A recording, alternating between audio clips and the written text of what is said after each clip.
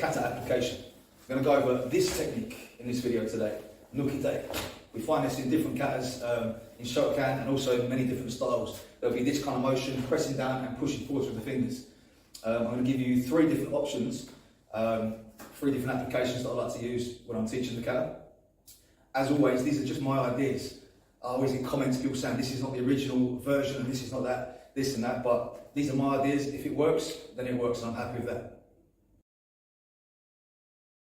So the first thing I want to think about is using this as a strike doesn't make sense to me.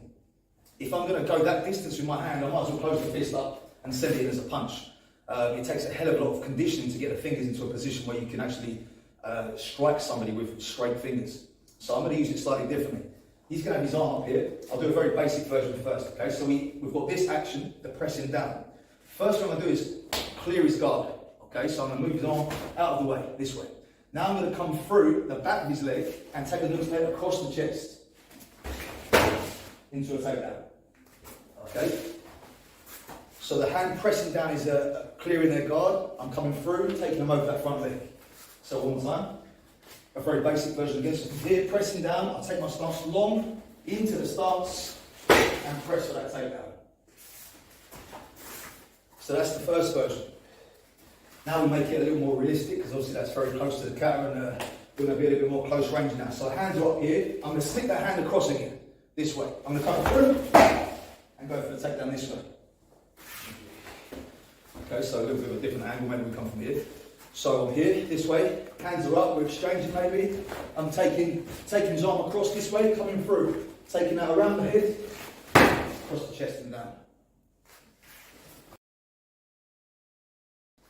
So going back to my earlier point of not using this strike from a distance, how I would use it with the fingers is if we're in that close clinching position from here. Maybe we're grabbing or something, I'll use this in the neck maybe and press with it into his throat, this kind of idea. Rather than using it as a strike, like I said earlier, I'll use it to press into his neck, maybe this kind of thing. So you could use it that way and press. The final version I'm going to show is more of a sport kumite, sparring style version. So if we go left to left from here. So this time out, I'm going to clear that guard again, same feeling, clear the guard and come over back with my punch. Again, it's a punch, not a spear hand. But the idea is clear, same as the kata suggests, and boom, coming with that punch over the top. So again, these are just my ideas that I like to teach. It gives a reason for that deep front stance, to be underneath their hip level for the takedown. And it gives a practical use for this press down and the strike this way, or the press this way. Again, if I'm going to throw something from this distance, I might as well make it into a fist or an open hand. Usually I ask myself, if there's another way of doing it better, why do we not do that instead? So if I'm going to throw the fingers at him, maybe I should just throw a punch instead, at the same distance. If you like this one, drop me a comment at the bottom, and I'll make some more of these kata application videos. As usual, thank you very much for watching. Thanks to Matt again, and see you next time.